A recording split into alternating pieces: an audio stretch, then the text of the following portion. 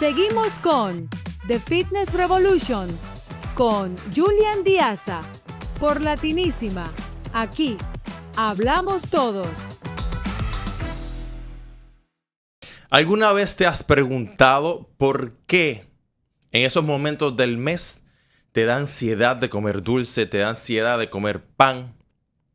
No tienes tanta energía, no duermes bien y tienes dolor. Un dolor que te inhabilita de hacer las cosas que te gustan, inclusive en muchos casos hasta de trabajar. También te has preguntado cuando llegas a cierta edad por qué no puedes dormir y de momento estás en un meeting o en una reunión y empiezas a tener calores que te dan vergüenza porque empiezas a sudar de manera descontrolada. Hoy en el Fitness Revolution Podcast se va a hablar de lo que no se habla, de lo que no te han enseñado sobre educación menstrual, y tengo una profesional de talla mundial que es experta en hormonas, en menopausia y en ciclos menstruales saludables. Estoy súper contento de recibir en el Fitness Revolution Podcast a Josita Sánchez. Bienvenida, querida. ¿Cómo estás? Gracias, bienvenida. Me siento muy feliz, de verdad. Gracias por la invitación, Julián. Gracias a ti por acudir al llamado, porque esto es un tema que es como si fuera tabú aún. Y a mí me sorprende mucho porque estamos en el año 2026 donde deberíamos ser abiertos y tener una educación sobre estos temas. Sin embargo, este tipo de tema todavía es como que no se habla. Hoy quiero hablar de estos temas contigo, ya que a eso te dedicas, eres experta en eso. Lo primero que quiero hablar es un poquito de ti, de tu background, de dónde vienes, para poner a la gente en contexto de cómo fue que tú decidiste entrar en este mundo y especialmente en el nicho en el cual tú estás.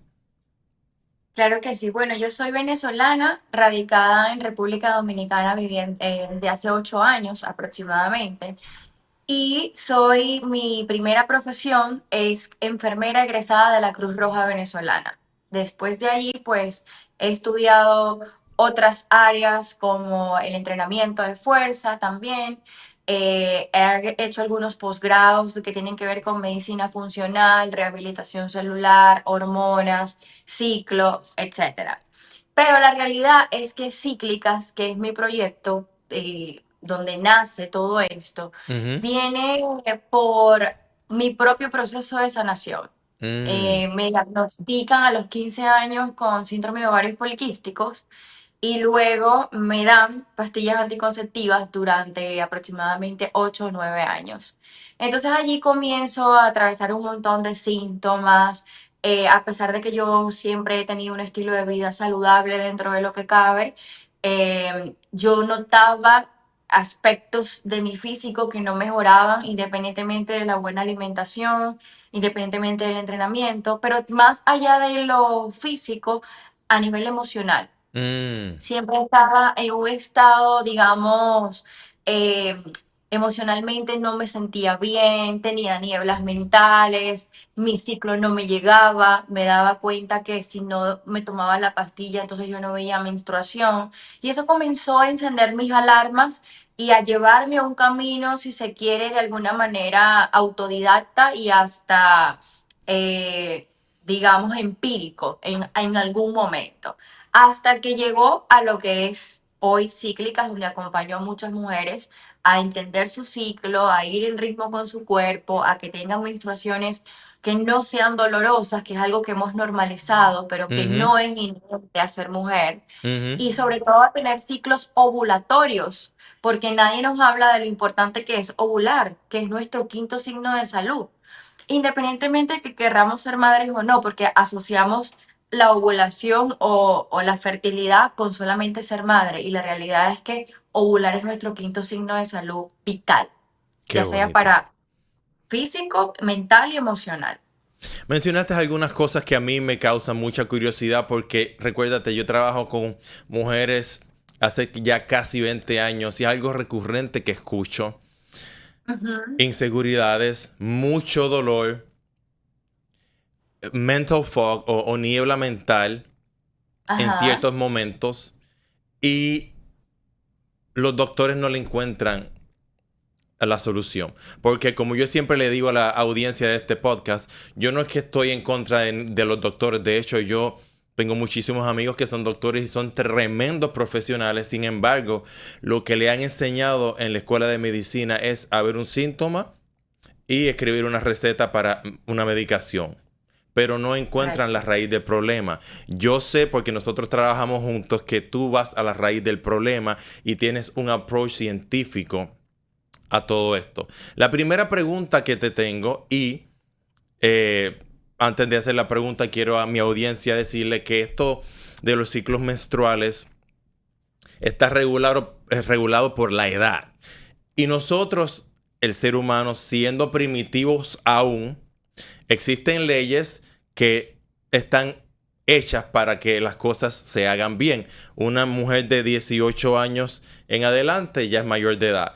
Pero el cuerpo humano y la evolución hace a una mujer fértil a partir de los 13 años en adelante. Lo que quiere decir que en la evolución humana, una mujer estaba ya lista para procrear a esa edad, con lo cual antes se tenían hijos muy, muy jóvenes. No estoy diciendo que una muchacha de 13 años tenga que tener hijos, pero evolutivamente el cuerpo está listo ya.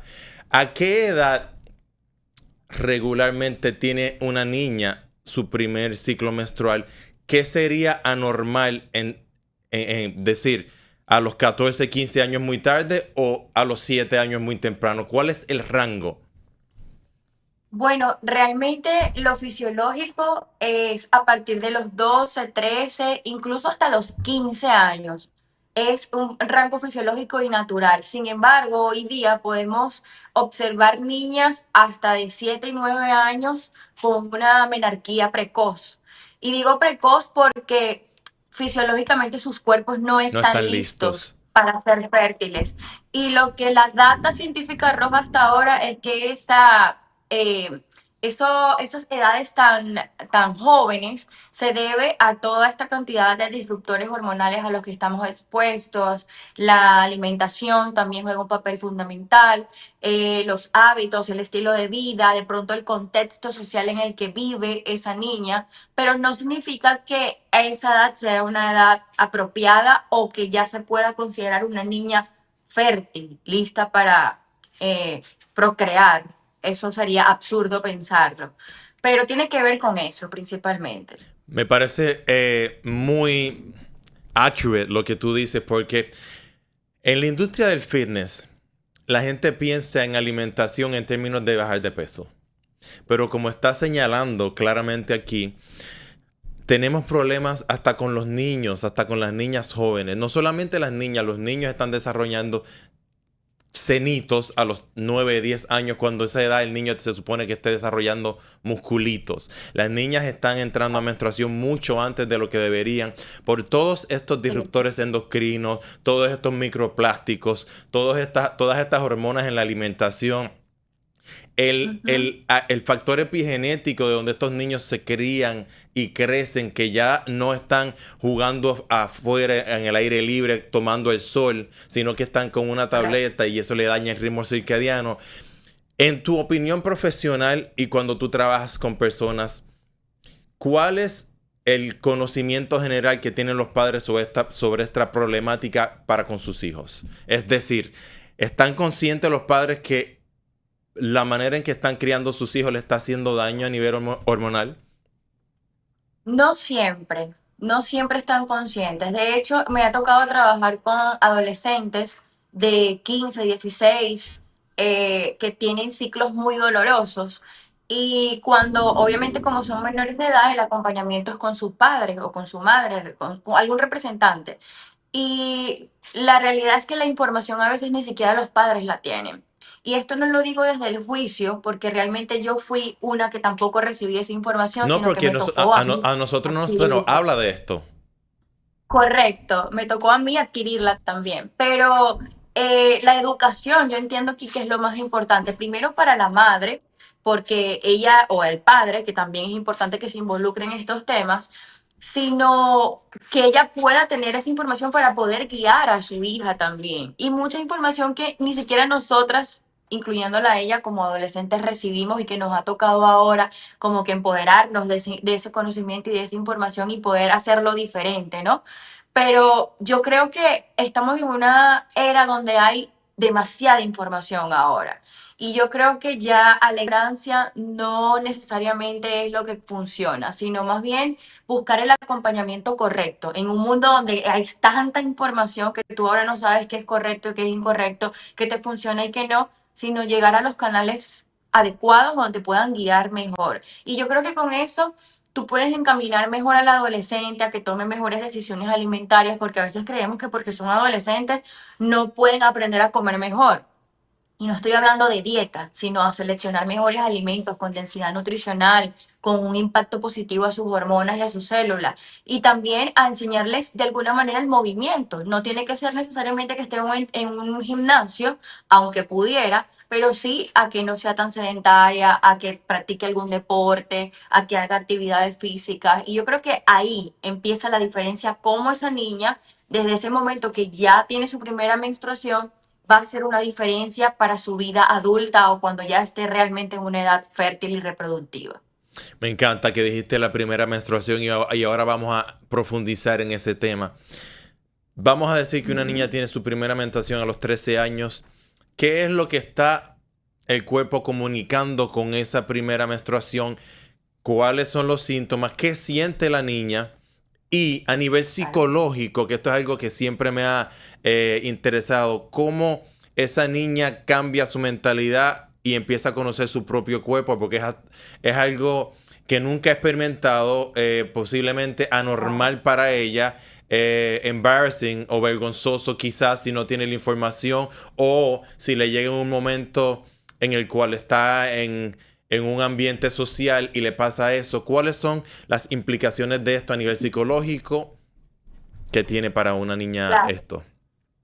Fíjate que por el mismo estigma y los tabúes que rodean a la menstruación, casi siempre la primera experiencia de un adolescente no es la más positiva, porque viene con juicio, viene con miedo, viene con señalamientos, tienes que cuidarte porque ya tú puedes salir embarazada, cuando la realidad es que no necesariamente es así. Entonces, lo primero es que en esta etapa el cerebro está creando nuevas rutas y nuevos receptores de estas nuevas hormonas que se están produciendo como es estrógeno y progesterona. Sus ovarios están comenzando a crear esa comunicación entre lo que es el eje hipotálamo, cerebro, perdón, hipotálamo, hipófisis y ovarios o gónadas. Ujú. Entonces, aquí es importante tomar en cuenta que muchas madres llegan a mí o van al ginecólogo con el miedo de que sus niñas están teniendo ciclos irregulares. Y por irregulares me refiero a que son ciclos largos, que de pronto pasan 2 meses para volverlo a ver, o que de pronto son muchos días de sangrado, hasta 7 días. Y todo eso es fisiológico, es normal en este momento, en esta etapa. Desde que la niña tiene su primera menarquía, pueden pasar hasta 3 a 5 años para que su ciclo se vuelva regular y pueda tener un patrón regular. Bien, y todo eso está dentro de lo fisiológico y de lo normal. Lo que no debería ser normal es que tenga un dolor que la incapacite, que la tumbe en la cama, que le dé mareos, la haga vomitar, que no pueda ir al colegio, que no pueda ir a la universidad o hacer sus actividades diarias.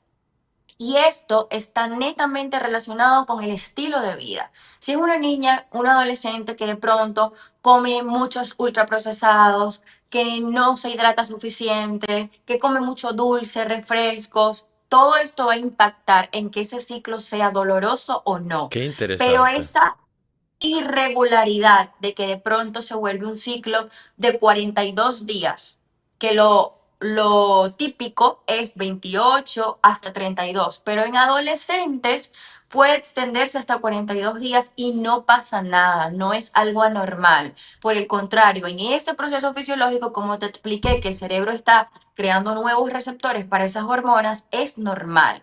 Y muchas veces por este desconocimiento, acudimos a un médico y lo que mandan es una pastilla anticonceptiva, lo cual es terrible porque comienzas a apagar esa conexión y esa producción de hormonas naturales desde tan joven, que a la larga va a tener consecuencias. Entonces, siempre me gusta explicarle a las madres qué cosas son normales y qué puede atravesar la niña o la adolescente en este proceso y qué no. Y lo que no es normal es el dolor incapacitante. De resto, todas las demás alteraciones o desequilibrios, por decirlo así, o yo diría más bien irregularidades, están dentro de lo fisiológico. Bien. Me encantó tu respuesta muy completa y me vino otra pregunta a la mente inmediatamente cuando hablaste de las pastillas anticonceptivas. Quiero que me expliques, antes de preguntarte de las pastillas anticonceptivas, para que las personas entiendan en su casa, cuáles son las hormonas femeninas que se desarrollan Ok. y se van cableando con el cerebro para poderse manifestar en el cuerpo, porque las hormonas, para la gente que entienda, son como DMs o mensajes de texto que llevan mensajes a diferentes sitios. Explica por favor cuáles Claro. son las hormonas y qué es lo que hacen. Pudiésemos agruparlas, perdón, en dos. A nivel del hipotálamo y del cerebro está la FSH, hormona folículo estimulante, es la que manda la señal a los ovarios para que comiencen a madurar esos folículos. Y está la hormona LH o luteinizante, que es la que envía la señal para que el óvulo sea liberado. Eso es a nivel del cerebro. Pero a nivel del ovario, las hormonas ováricas correspondientes son el estrógeno y la progesterona, ambas importantes. Cuando tenemos la menarquía o nos desarrollamos, coloquialmente hablando, es que hace esa conexión o se crea ese eje hipotálamo, hipófisis, ovarios. Entonces está esa conexión de hipófisis, manda señales a nuestros ovarios para que ocurra el ciclo. Ujú. Pueden haber otras hormonas implicadas, pero para fines de nuestro ciclo y de nuestra reproducción está folículo estimulante, luteinizante, estrógeno y progesterona. Estas son las más importantes. Bien. Excelentes. Ahora bien, ¿cuándo es que una adolescente ya tiene su ciclo regulado, ya tiene las conexiones hechas a nivel psicológico?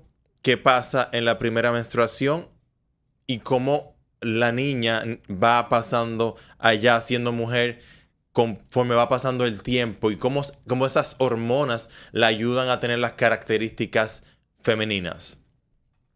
Claro, a nivel psicológico puede atravesar muchos cambios porque es algo nuevo para ella, no solamente de las nuevas hormonas que se está produciendo, sino también de lo que siente. Mientras se crea el ciclo, atravesamos cuatro fases. La fase folicular, la fase menstrual, que es la primera, la fase folicular, la ovulación y la fase lútea o premenstrual. Y cada una de esas fases tiene necesidades nutricionales, de energía, de movimiento totalmente diferentes, muy individuales para cada mujer, porque si hay una generalidad en cuanto a las fases, pero la forma en la que cada mujer la vive puede ser muy individual. Por eso es importante que cada mujer se conozca. Entonces, a modo general, en la fase menstrual, la niña o la adolescente o incluso la mujer ya adulta puede experimentar menos energía, de pronto más irritabilidad, menos deseo de interacción social, porque por la pérdida de sangre, pues hay un impacto también en cuanto a nuestras emociones y la pérdida de hierro, magnesio, minerales importantes en el sangrado, porque la sangre menstrual no es solamente, o no es, mejor dicho, sangre sucia, como se le dice, o de desecho. Es una sangre rica en nutrientes porque proviene del endometrio que se desprendió.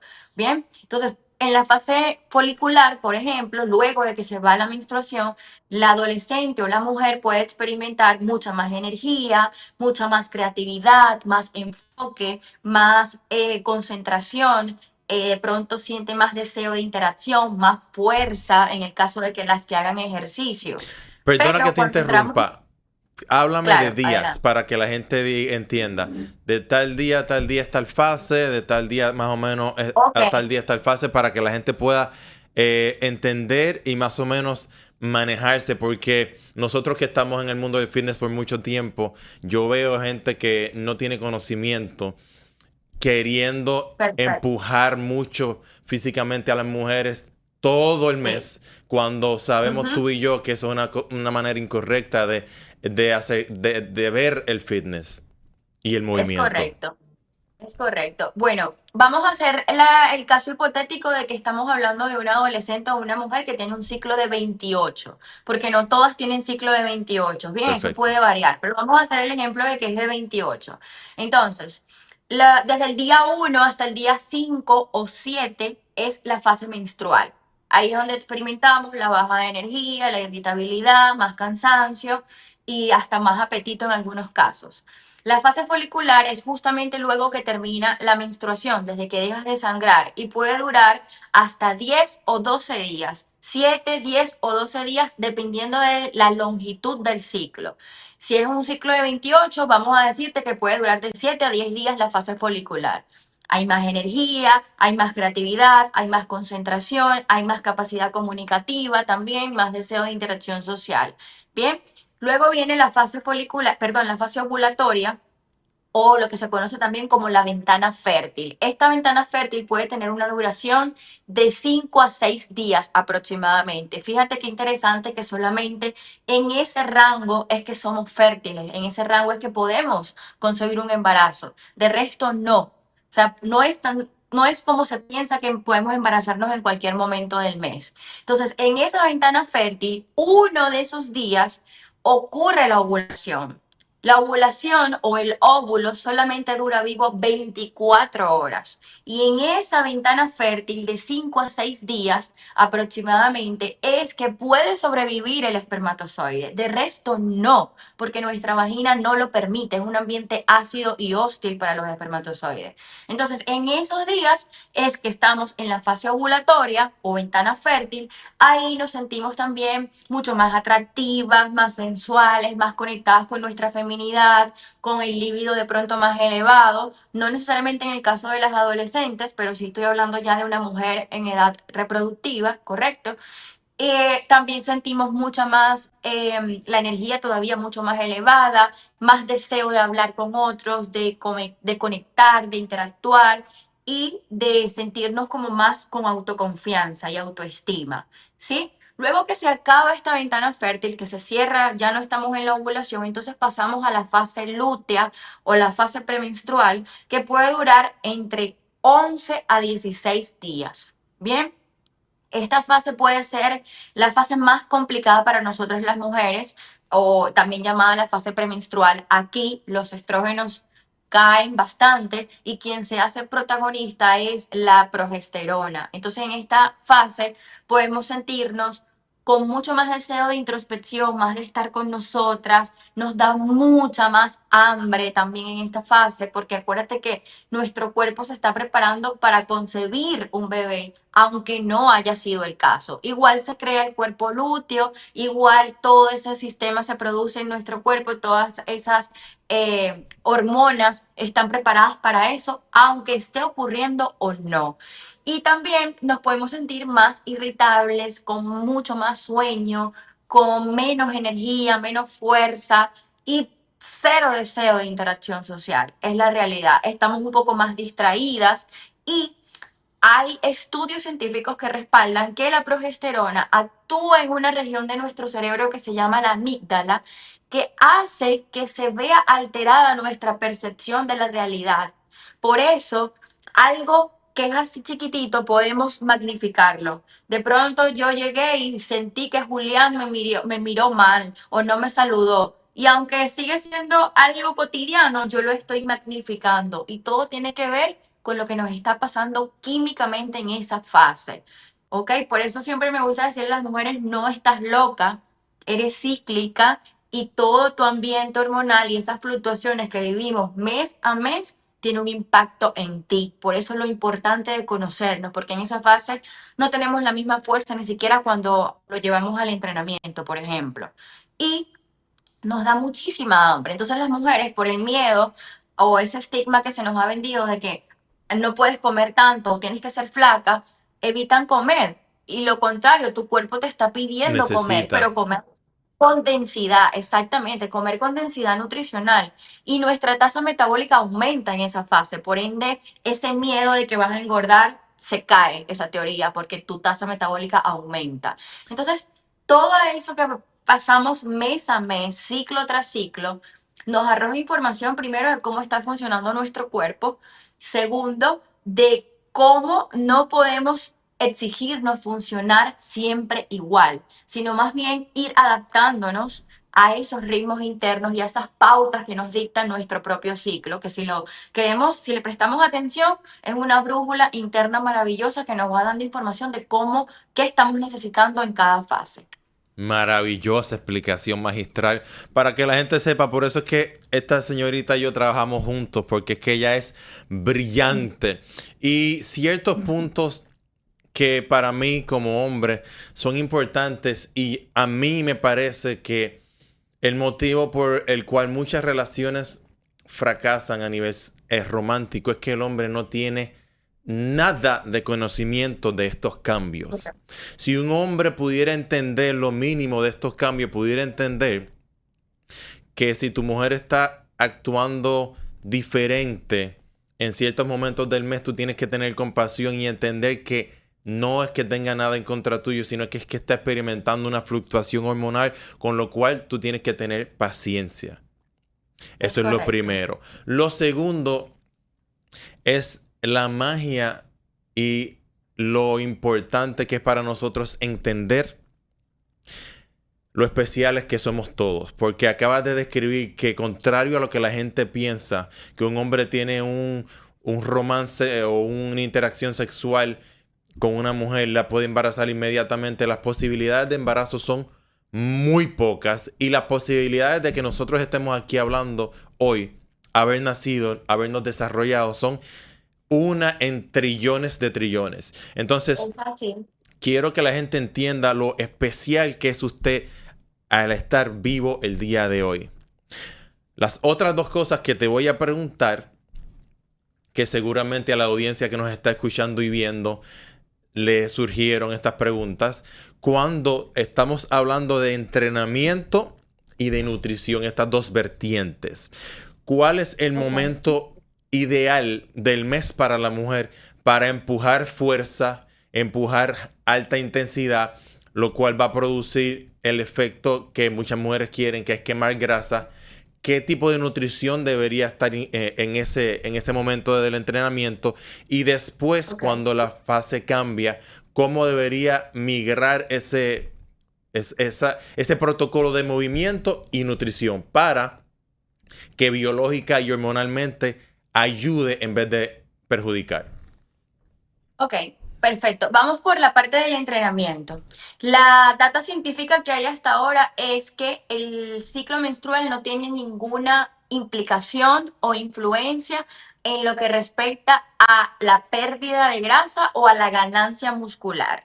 Bien, sin embargo, por lo que te expliqué de lo que pasa en cada fase, sí hay que observar o mirarlo más desde la individualización, de cómo cada mujer lo experimenta. Entonces, de manera general, la fase menstrual yo no la recomendaría para entrenamientos donde tú estés buscando aumentar la carga, por ejemplo, o retarte, porque tu cuerpo no tienes la energía, estás perdiendo sangre y muchas mujeres la experimentan con dolor, aunque no sea lo normal o Lo la forma en común. la que deberían de experimentarlo. Entonces, ahí yo te recomiendo, sí puedes entrenar pesas, porque te repito, el ciclo no tiene por qué interrumpir o afectar el entrenamiento de pesas, pero sí adaptarlo. De pronto, en lugar de hacer unas dominadas, que tiene mucho impacto el sistema nervioso central y tú no estás en ese momento, en el mejor momento, yo te diría jalones en polea. Sigue siendo el mismo patrón de movimiento, pero no tiene la misma implicación a nivel del sistema nervioso central. En lugar de Correcto. hacer un squat con barra libre, yo te diría un press de prensa, que tiene menos impacto al sistema nervioso central. Y me doy a entender, ¿verdad? Con los Correcto. ejemplos. Correcto. Entonces, a nivel, cuando vamos a la fase folicular, donde ya hay mucha más energía, el pic de estrógenos está en su punto más alto y por eso te da mucha más fuerza y las mujeres tenemos mucha más capacidad y nos recuperamos mucho más rápido de los entrenamientos gracias al tipo de tejido que tenemos y gracias a los estrógenos. Entonces, en esta fase es el mejor momento para retarte en el entrenamiento, para subir de peso, para hacer rutinas mucho más demandantes porque tu cuerpo está óptimo momento. Bien, en la fase ovulatoria por igual, también hay mucha más energía, hay mucha más capacidad de recuperación. Cuando entremos a la fase lútea, entonces yo recomiendo volver a hacer las adaptaciones que hicimos cuando la fase menstrual, porque otra vez no tenemos energía, otra vez hay mujeres que sufren de algo que se llama trastorno disfórico premenstrual, que ocurre en la fase lútea y el entrenamiento se hace muy pesado. Entonces, vuelvo y repito, no es dejar de moverte, no es dejar de entrenar, pero sí es hacer las adaptaciones correspondientes a tu individualidad.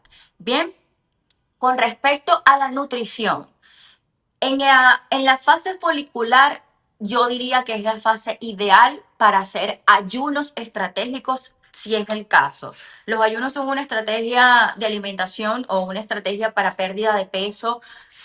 Tiene otras funciones más importantes más que pérdida de peso, pero vamos a limitarnos a eso en este momento. Yo diría que la fase folicular es ese momento del mes, porque los estrógenos en esa fase te dan mayor saciedad. Entonces tú puedes jugar más con las horas de ayuno.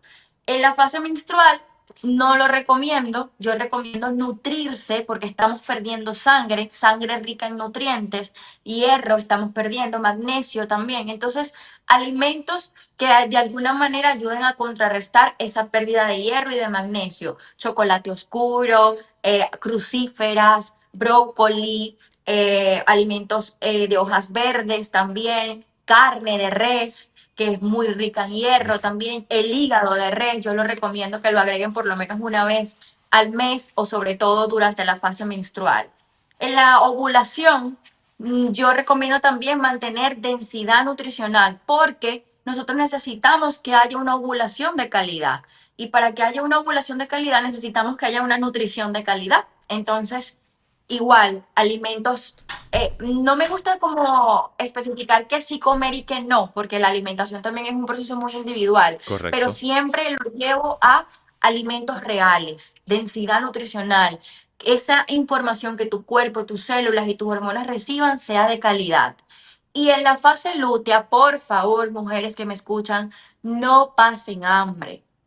No se maten de hambre, necesitan alimentarse. En esta fase, sobre todo, donde la demanda nutricional aumenta, donde la tasa metabólica aumenta, tienen que comer. Nos da muchos craving de carbohidratos porque cuando los estrógenos bajan, también baja la serotonina. Entonces, ese cuerpo buscando azúcar, ese cuerpo buscando carbohidratos, es un mecanismo de compensación para darle serotonina a ese cerebro que lo está pidiendo. Pero en lugar de darte un atracón de papitas, galletas, helados, mejor come un buen carbohidrato, una batata, un plátano maduro, un arrocito blanco. Y bueno, si te comes el heladito no pasa nada, pero lo estás haciendo con conciencia, porque sabes qué está pasando con tu cuerpo, no porque te estás dejando llevar por toda esa revolución hormonal, ¿bien? No pases hambre. Y no menos importante, cuida la calidad del sueño. A nosotras, a todo el mundo, pero a nosotras las mujeres principalmente, nos afecta mucho a nuestro ciclo y a nuestras hormonas el no dormir, tener un sueño de poca calidad o tener pocas horas de sueño. Entonces eso es muy importante también. Movimiento, alimentación y buen descanso. Me encantó la respuesta y en especial algo que dijiste, calidad e información, porque yo les exhorto y les digo a la gente que la comida no es solamente comida, es información que tú le estás pasando a tu Correcto. cuerpo y con esa información el cuerpo manifiesta salud o lo contrario. Entonces te iba a Claro. preguntar que tú y yo conocemos muy bien sobre nutrición funcional, hemos tenido buenos maestros, muchos años de experiencia, pero estamos viviendo en un mundo en el cual hay tanta información errática y información ignorante para mi conocimiento y el tuyo. Hasta el día de hoy las personas piensan que para usted bajar de peso solamente tiene que cortar calorías y se acabó el punto. Y como estamos viendo ahora y escuchando, primero la nutrición es bien individual. Tú y yo trabajamos con data, con información, con pruebas de sangre, con pruebas genéticas. La mayoría de la gente allá afuera lo que te dice es cortar las calorías y haz más ejercicio. Esto que tú acabas de decir demuestra categóricamente que eso es un disparate y es un error. ¿cuál es Ujú. tu filosofía sobre esto de contar calorías?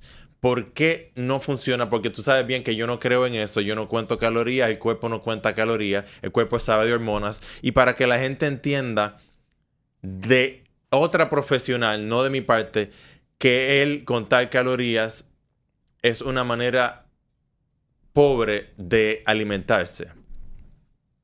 Fíjate que siempre me gusta entender el contexto. ¿Para qué y para quién sería una herramienta importante o útil el contar calorías? Por ejemplo, una persona que tenga problemas reales con su alimentación, que esté en un grado de obesidad importante y que necesite estrategias más puntuales para poder salir de ese estancamiento. El conteo de calorías puede ser una herramienta útil por un periodo de tiempo, no para toda la vida, porque tú no te vas a pasar toda la vida contando calorías, Ujú. pero sí en un punto o en un periodo de tiempo puede ser una herramienta útil.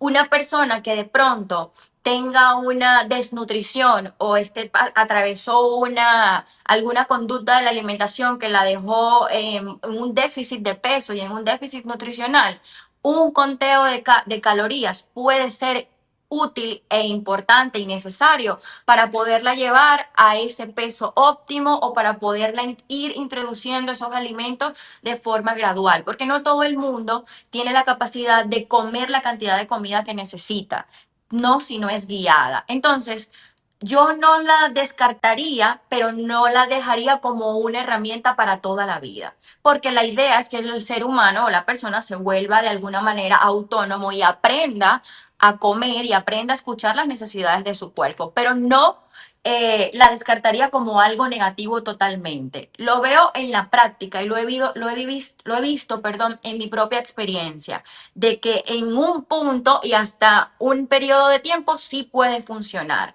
Ahora bien, no es lo mismo tú comerte 50 gramos de galleta que 50 gramos de batata. Hay un enorme impacto diferente en lo que tiene que ver con nuestras hormonas, porque todo es información, como bien lo dijiste. El impacto que va a tener los 50 gramos de galletas que tienen un montón de aceites vegetales, que tienen conservantes, que tienen un montón de ingredientes que tú a veces no puedes ni leer, va a tener un impacto en tus hormonas, en tus células, que la diferencia de la batata, que es un alimento cuyo único ingrediente es la batata. Ya, un alimento real y de la tierra. Entonces, no, sí hay que tener cuidado en cómo, si estás contando calorías o estás contando macros, de qué están conformados esos macros. De alimentos reales con densidad nutricional o, bueno, yo me voy a comer este chocolate porque está dentro de mis macros. No es lo mismo. El impacto hormonal no es el mismo. Entonces, yo siempre apuesto a la calidad de lo que consumimos y a la calidad nutricional, densidad nutricional.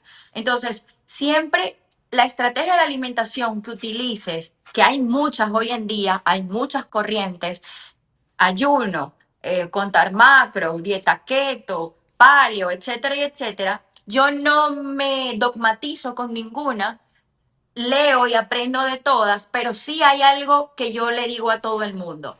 Tiene que haber lo que se llama en ciencia o en la medicina o en la data, adherencia. Si tú el plan de alimentación o la estrategia de alimentación que estás usando no te permite mantenerla y que sea fácil para ti, para tu contexto de vida social, económico, entonces no sirve porque no va a poder funcionar para ti. Si tú estás Ujú. haciendo keto, pero eso te genera más estrés, no puedes sostener ese estilo de alimentación económicamente, ni socialmente, ni tú, porque no te ¿No gusta, te porque no gusta? la puedes, no va a funcionar. Ujú. Entonces tú puedes estar haciendo la mejor dieta con el mejor nutricionista, con la mejor, no sé, que tenga 50,000 estudios, pero si no está funcionando para ti, tienes que dejarla porque tiene que ser sostenible para ti. Y ahí es donde falla la mayoría. Quiere hacer la dieta de Julián, quiere hacer la dieta de Yosita, o porque es lo que está de moda, o porque el influencer de moda lo dijo, o porque son los 50 estudios científicos que han salido ahora. Pero fíjate que no está siendo funcional, no está siendo No. aplicable para ti. Y ya ahí se escapa. de, de, de tu control de alguna manera. Entonces, siempre tiene que ser sostenible para ti. La que sea que tú elijas hacer, porque no voy a favor o en contra de ninguna. Yo vuelvo y repito, la alimentación es un proceso individual que se tienen que tomar muchos factores en cuenta, pero que te funcione y sea aplicable para ti. Y es lo mismo para el entrenamiento también. Me encanta la respuesta.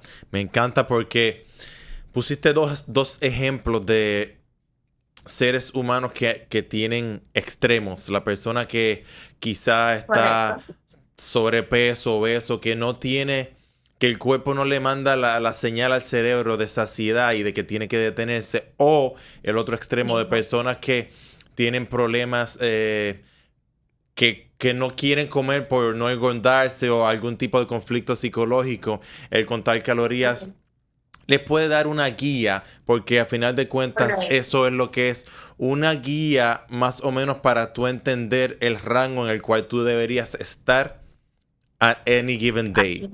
Pero el problema que yo siempre he tenido con esto es que la gente piensa que comer 1500, 2000 calorías de lo que sea es lo mismo que comer 2500 No, calorías de brócoli con pollo y pescado, cuando en claro. realidad yo no sé si tú lo has hecho. Yo llevo 22 años.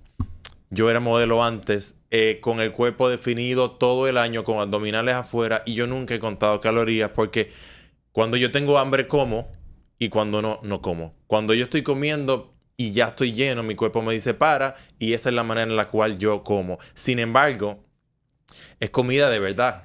Es arroz, es pescado, es pollo, es carne.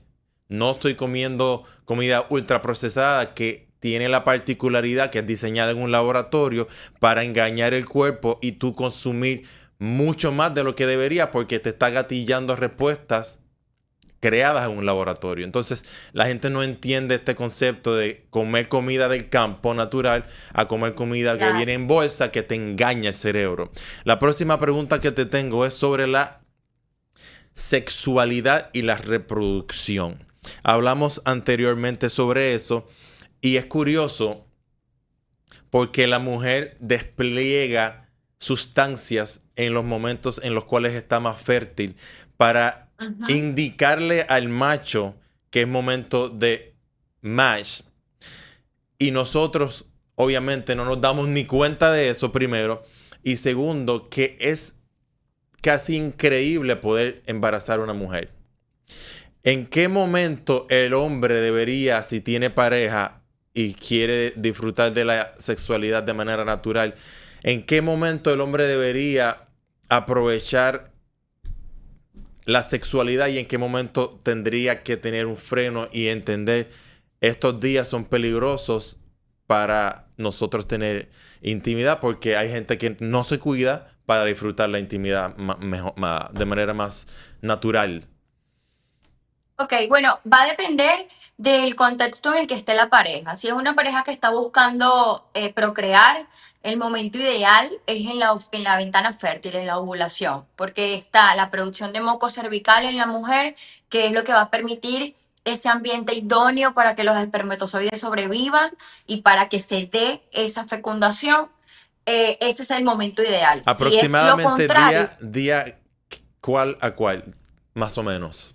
en la ventana fértil en la ovulación de 5 a 7 días. Vamos a suponer que es un ciclo de 28 desde el día 14 hasta el día 17, 18 del ciclo de la mujer. O sea que los En el caso primeros de que sea un días del mes, del día 1 al día 14, está bien, tener intimidad, no hay problema.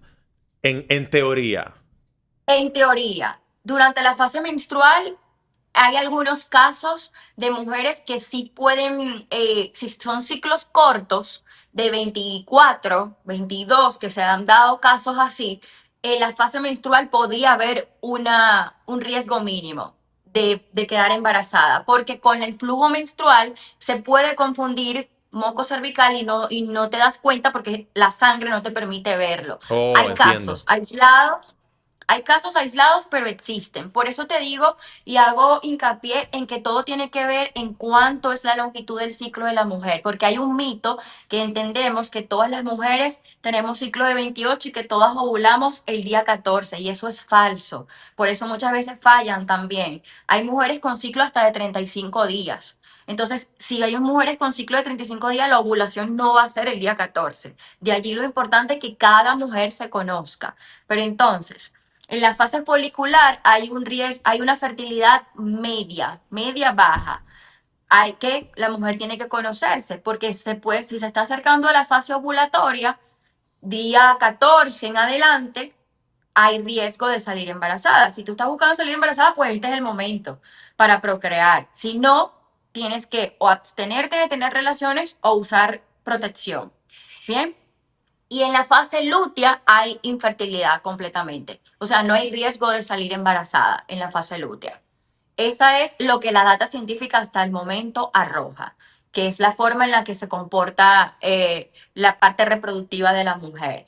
Ahora bien, hay mujeres que experimentan mucho más líbido en la fase ovulatoria, hay mujeres que experimentan líbido justo después de que se quita la menstruación, líbido, el deseo sexual. Esto es muy individual. La mujer tiene que conocerse.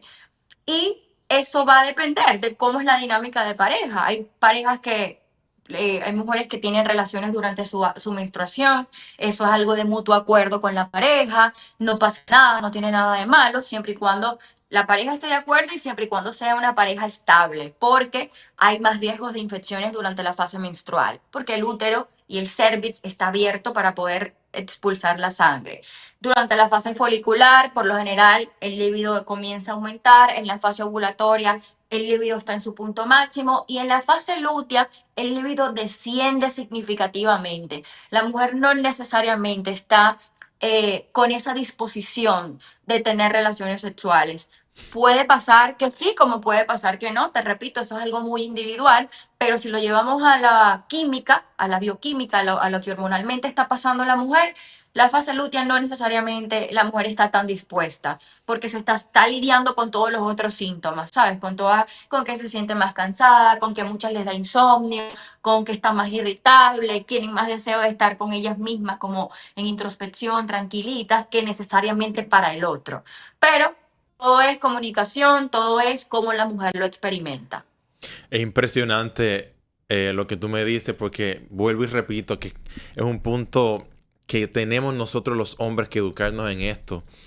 Y Ujú. escuchándote hablar, pienso e identifico muchas parejas que han fracasado porque el hombre puede sentir que la mujer los rechaza en ciertos momentos del mes sin tener el conocimiento para entender que no es que te está rechazando, es que está en un estado en el cual quiere estar sola, no quiere que la toques, no quiere Claro, intimidad, no está para eso y tú como macho ignorante dices, esta mujer está con otro tipo, me está sí, rechazando y eso puede traer muchísimos conflictos que no necesariamente el hombre conoce, inclusive con todo esto de la Red Pill y los alpha men y todo esto del feminismo, el hombre no entiende esto y hay mucho conflicto y no se entiende la responsabilidad que se le adjudica a la mujer. Ustedes tienen que ser profesionales, tienen que entrenar para verse bien, tienen que hacer su dinero,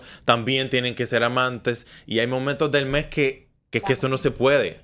Y entonces el hombre dice, ah, sí, yo le voy a pagar todo a una mujer y tú vas a ser mi mejor, obedéceme y cuando yo llegue dame lo mío. Pero que eso no es así. ajá. Porque entonces tú estás No, imponiendo prácticamente una esclavitud sexual a una mujer que no quiere. Y cuando una mujer no claro. quiere, pues entonces no quiere. No está hormonalmente en ese momento. Claro, y que aparte de eso, biológicamente no funcionamos iguales. Ustedes los hombres tienen un pico de testosterona que se mantiene estable durante todo el día hasta que desciende con el ritmo natural del día. Pero eso es todos los días, estable pico de testosterona, estable pico de testosterona en un hombre sano y saludable, ¿no? Sí. Pero nosotras no, nosotros tenemos todas estas fluctuaciones hormonales. Ahora, si yo pudiera darle una recomendación a los hombres que nos escuchan de cómo tener ese approach con la mujer, yo te diría, Ay, Dios mío. Que tenga tres mujeres fase para cuando una menstrual. esté en un momento la cambie. No, no, no, no, no, no, no. Tampoco así, no. Por ejemplo, en la fase menstrual, yo diría, mira, dale su espacio, pero consiéntela al mismo tiempo. Me doy a entender, como no te lo tomes personal, imagínate tú estar por 5 días sangrando por tu órgano reproductor, no necesariamente estás en mejor humor, ¿verdad? Imagínate. Entonces, dale su espacio, pero que ella sienta tu contención. Bueno, llévale flores, llévale unos chocolaticos, aunque no es lo más sano, pero que ella se sienta que tú estás allí. En la fase folicular es el momento perfecto para salir, hacer planes, tener una conversación incómoda porque ella está más receptiva también, tenemos una mejor asertividad también a la hora de comunicarnos. Ella va a querer en esa fase hacer todos los planes, salir, arreglar la casa, cambiarla, pintarla, vamos a hacer esto, lo otro, porque está enérgica, tiene demasiada energía, aprovéchala.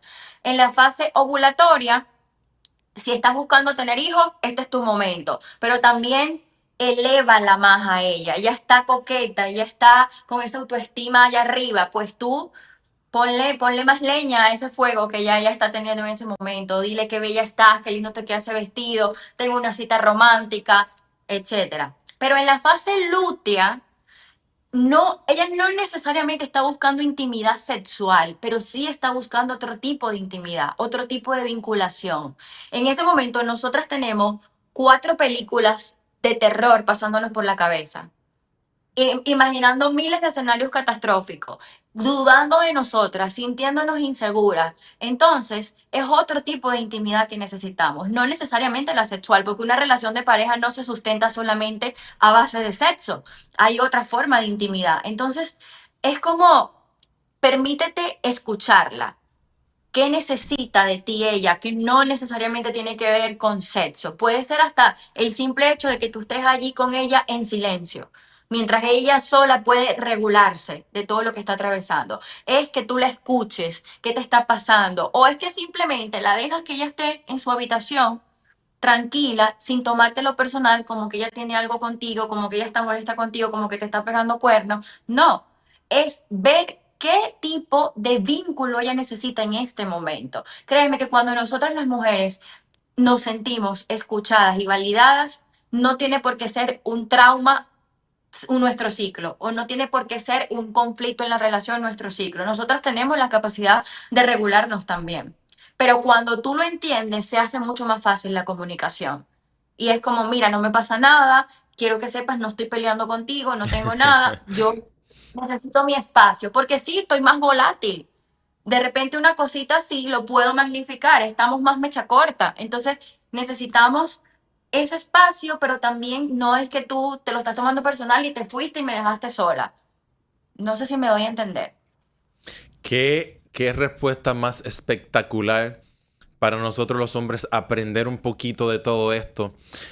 Y Ujú. tú y yo vamos a hacer un curso, te lo estoy diciendo ahora, tú y yo vamos a hacer un curso para educar a los hombres latinos a entender esto y identificar cuándo tiene que ser como con la mujer, porque esto es maravilloso lo que me acabas de decir. La última pregunta para cerrar, ¿qué es lo que hace la pastilla anticonceptiva? Y me llamó mucho la atención lo que dijiste al principio, que no se le debería dar a una niña que está empezando en sus ciclos menstruales una pastilla porque las conexiones neurológicas no se llegan a dar. ¿Qué hace la pastilla? ¿Cómo cambia la pastilla la fisionomía de la mujer? Y te doy la palabra. Bueno, mira, los anticonceptivos son terribles y lamentablemente eso no se nos informa cuando nos los recetan. Lo que hace, lo principal que hace el anticonceptivo es suprimir nuestra ovulación. Y recuerdas que al inicio te dije que la ovulación es para nosotras el quinto signo vital. Entonces, el anticonceptivo lo apaga, la ovulación. interrumpe, bloquea, corta la conexión entre cerebro y ovarios. Y tú Sí. más nunca vuelves a ovular y más nunca vuelves a producir tus propias hormonas ováricas. Entonces eso es terrible, tiene consecuencias a nuestra salud no solamente física, sino también a nuestra salud mental. Una mujer que no ovula tiene más probabilidades de desarrollar trastornos mentales. Tiene más probabilidades de desarrollar depresión, ansiedad, tiene más probabilidades de desarrollar sarcopenia, osteoporosis, una mujer que no ovula. Entonces, esas son las letras chiquitas del anticonceptivo, de las hormonas que nadie nos dice. Así Y es. que lo terrible de todo esto es que no, muchas veces el anticonceptivo puede ser una herramienta útil por un corto periodo de tiempo, no más de 3 meses. De pronto una mujer que tiene endometriosis para paliar los síntomas en los que se sigue trabajando el tratamiento. Una mujer que está teniendo sangrados abundantes sin explicación, el anticonceptivo pudiese entrar, pero por un corto periodo de tiempo. La realidad es que hay mujeres que tienen hasta 8, 10, 12 años tomando anticonceptivo, 12 años sin ovular. 12 años sin tener un ciclo real ovulatorio. ¿Sabes el impacto a la salud de esa mujer? A mediano, corto y largo plazo. Porque van a ser mujeres que van a tener problemas con sus hormonas todo el tiempo, Mm, sin quitar las implicaciones a que los anticonceptivos, muchos de los efectos secundarios es que te hacen perder, te hacen ganar peso, que tienen implicaciones en todo el perfil lipídico de la mujer, le hacen tener resistencia a la insulina también, temas con todo lo que tiene que ver con la parte cardiovascular, caída del cabello, que eso ya son más superficiales, pero son múltiples los efectos secundarios que tienen y nadie te dice eso. Entonces, yo creo que lo más importante aquí, que yo siempre le digo a las mujeres, nadie puede obligarte a tomar anticonceptivos como nadie puede obligarte a no tomarlos. ujú. Lo importante aquí es la autonomía y la responsabilidad tú con tu propio cuerpo. Si tú ya sabes, como cuando nos dicen, el consumo de alcohol y cigarrillos es perjudicial para la salud. Lo mismo pasa con los anticonceptivos. Si tú tomas alcohol y fumas bajo tu responsabilidad Muy y tu cierto. conocimiento de causa, ya es tu decisión. Si tú tomas anticonceptivos, lo elegiste tú con conciencia, con conocimiento de causa de todo lo que eso va a causar en tu cuerpo, amén.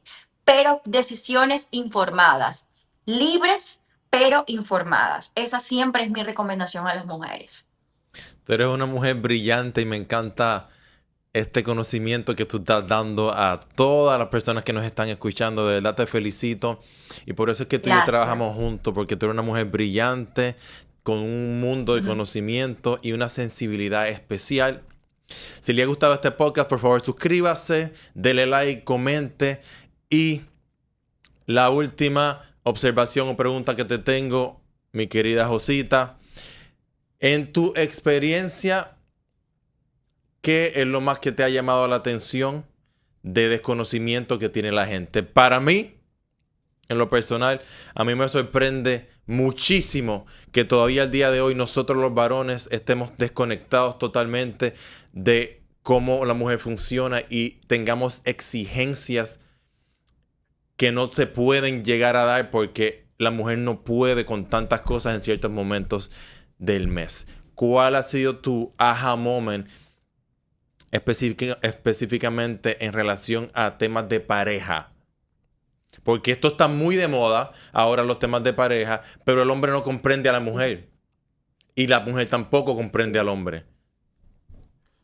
Yo creo que coincido contigo, porque de verdad a mí me causa mucha gracia ahora que lo entiendo, que cuando yo descubrí que yo soy 4 mujeres en el mes, que yo soy 4 Yositas en el mes, yo me quedé como, wow. Y Ujú. aprender a conocer cada una de esas Yositas que soy, cada necesidad que tiene, cada aspecto que tiene, ha sido maravilloso, pero el hombre no necesariamente lo tiene la información y yo no los culpo. Estamos en un sistema que ha sido diseñado para eso, para que nosotras estemos desconectadas de nuestro cuerpo y para que ustedes todavía más ni siquiera tengan idea de todo lo que nosotras vivimos en un mes.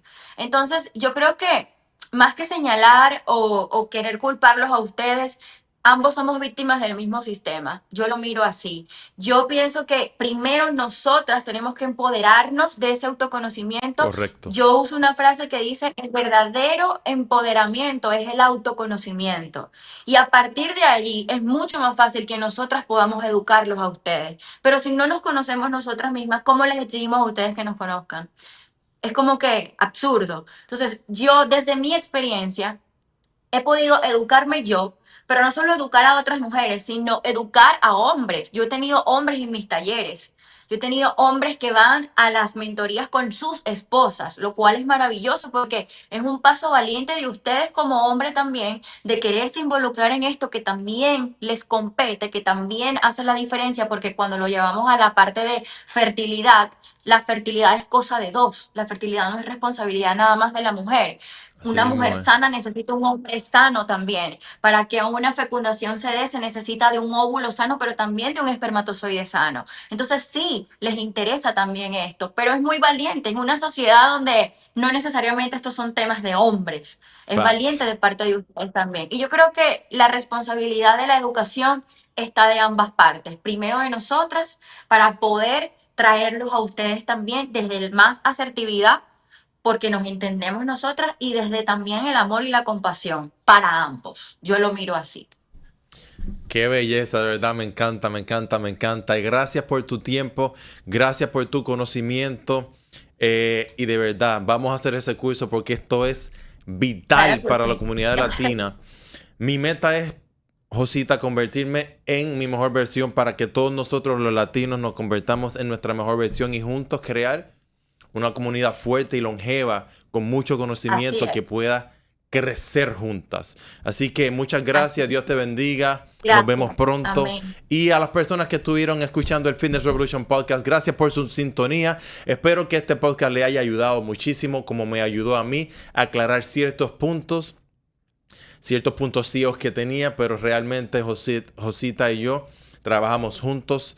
Yo le envío a las personas que tienen que ver con ciclos menstruales irregulares, con menopausia. Como pueden ver, ella es una experta a nivel mundial en estos temas y yo me siento privilegiado de que ella forme parte de mi equipo. Como siempre se lo digo, vamos a crear esa comunidad latina más saludable y más longeva de todos los tiempos. Con su apoyo, suscríbase, dele like, comente cuál fue la parte del podcast que más le impactó y donde más aprendió, y comparta, que compartir es amor. Muchas gracias por su sintonía. Julián Díaz por aquí. Chao, chao.